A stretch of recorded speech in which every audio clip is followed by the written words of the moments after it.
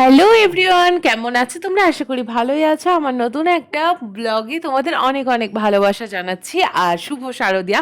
কারণ সেদিনটা ছিল পঞ্চমী। তো পঞ্চমীর দিন দেখো আমরা তিনজন মিলে বেরিয়ে গেছি ঘুরতে, মানে ঠাকুর দেখতে। এখন কিন্তু বেজে গেছে অলরেডি 5টা। তো 5টার সময় বেরিয়ে পড়েছি। আর আমার সাজগোজটা, মানে আজকের সাজগোজটা আমার কেমন লাগলো তোমরা কিন্তু কমেন্টে জানিও। আমার তো খুবই পছন্দ হয়েছে। তো আমরা কিন্তু যাচ্ছি আজকে তাহেরপুর ঠাকুর দেখতে। তাহেরপুরও ভীষণ বড় বড় প্যান্ডেল হয়েছে, ঠাকুর খুব ভালো হয়েছে। তো সেগুলো দেখবো বলেই যাচ্ছি, আর তোমাদেরকেও সঙ্গে নিয়ে নিয়েছি।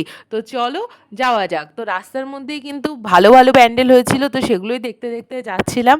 আর রাস্তায় কিছুটা যাওয়ার পরে এত জ্যাম হয়ে গেছে পঞ্চমীর দিন যে কি বলবো। মানে এবার তো মনে হচ্ছিল সব মানুষজন তাহেরপুরেই ঠাকুর দেখতে গেছে।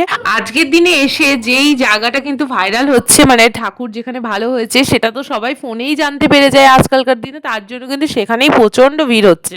তো তাহেরপুরে কিন্তু সবাই জেনেছে যে ভালো ভালো প্যান্ডেল হচ্ছে, ওর জন্যই এত মানুষের ভিড় হয়েছিল। তো যাই হোক, এখন দেখো শরতের আকাশটা দেখো কতটা মিষ্টি লাগছে, মনেই হচ্ছে দুর্গাপুজো মানে শুরু হয়ে গেছে।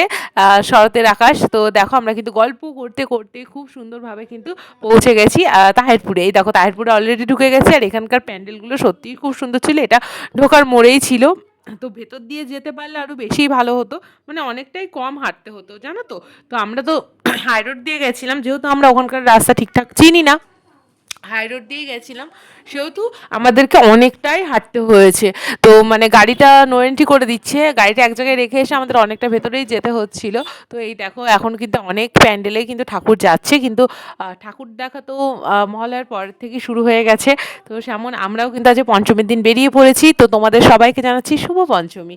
তো দেখো রাস্তায় যেতে যেতে যে ছোট ছোট প্যান্ডেলগুলো দেখতে পেলাম সেগুলো একটু ভিডিও করে নিয়েছি, কিন্তু আমরা নেমে দেখিনি, নাহলে অনেকটাই দেরি হয়ে যেত, অনেকটা দূরে যাওয়ার ছিল। আর মাম্মাম যেহেতু সাথে ছিল সেহেতু আমরা আর মানে বেশি সময় নষ্ট করিনি। তো এখন অনেকটাই সন্ধে হয়ে গেছে দেখতে পাচ্ছ। এইবার কিন্তু আমরা ঠাকুরের প্যান্ডেলের প্রায় কাছাকাছি চলে এসেছি। আর যেই মানে গলিটায় যাচ্ছি ধরো, সেইখানেই প্রায় 4-5খানা প্যান্ডেল। সেইখানে ধরো 3-4 মিটারের মধ্যেই 3 কিলোমিটারের মধ্যে 5খানা প্যান্ডেল, কিন্তু ওই জায়গাটুকু পুরো হেঁটে তোমাকে দেখতে হবে, ওর মধ্যে কোনো গাড়ি তোমাকে ঢুকতে দেবে না। তো এই 3-4 কিলোমিটার বাচ্চা নিয়ে হাঁটাটা কতটা প্রবলেম সেটা নিশ্চয়ই তোমরা বুঝতে পারছো। আর যদি আমি শাড়ি পরে যেতাম তাহলে তো আমার অবস্থা খারাপ হয়েই যেত পুরো। সেই দিন সেমন গরম ছিল, এত গরমের মধ্যে শাড়ি পরে মামামকে নিয়ে আমার যাওয়া পসিবল ছিল না। তো আমি যেটাতে কমফোর্টেবল সেই জামা কাপড়ই পরে গেছিলাম। তো আমি কিন্তু দুর্দান্ত ভালো ঠাকুর দেখেছি, হাঁটাচলা করতে পেরেছি।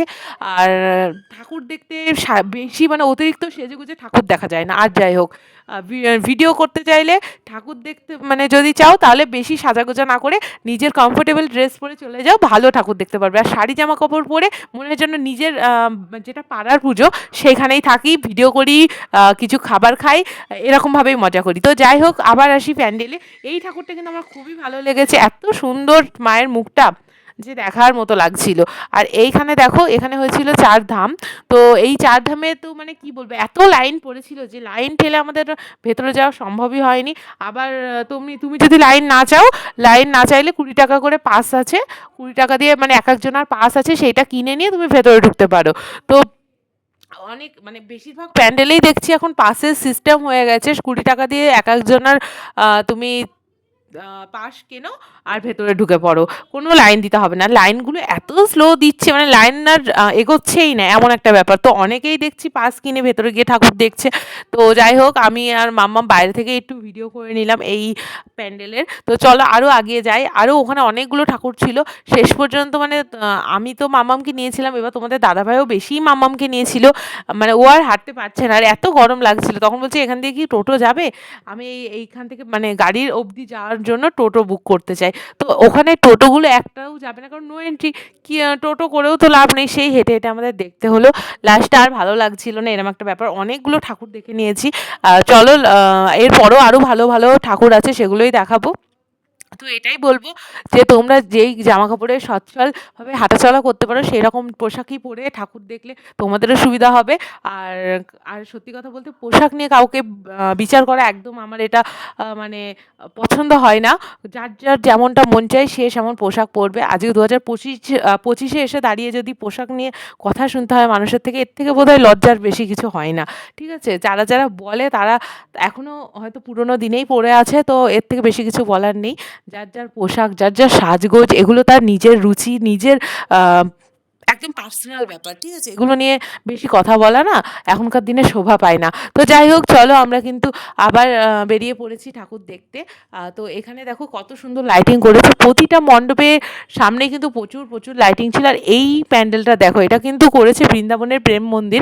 এতটা সুন্দর করেছে যে কি বলবো! লাইট যখন জ্বলছিল এত ভালো লাগছিল। সত্যিই ভীষণ সুন্দর ছিল। এর মধ্যে কোনো একটা প্যান্ডেলে বসে আমি মাম্মামকে খাইয়ে নিয়েছিলাম। এই প্যান্ডেল না, এর আগের প্যান্ডেলটায় বসেই খাইয়ে নিয়েছিলাম। ওই প্যান্ডেলটা বেশ ফাঁকা, ফাঁকা ছিল। আর এই প্যান্ডেলটা দেখো ভীষণ মানে লোকজন রয়েছে। তো এখানে বসে আর খাওয়াইনি, আগের প্যান্ডেলটায় খাইয়েছি। আর ভেতরের কারুকার্য দেখেছো কতটা সুন্দর? খুব সুন্দর লাগছিল। এই মার আম প্রতিমাটাও খুব ভালো লাগছিল। এখান থেকে বেরিয়ে আবার একটা ছোট মূর্তি আর দেখছো আমরা সেখান থেকে হেঁটেই যাচ্ছি, হেঁটেই যাচ্ছি। কিছুক্ষণ মানে গাড়িতে করে আসছিলাম, আসার পর থেকে আমরা হেঁটেই যাচ্ছি। মানে এক জায়গায় ঢুকলে আমাকে ৫ খানা প্যান্ডেল দেখে যেতে হচ্ছে, আর সেখানে বাইক ঢোকানো নট অ্যালাউ।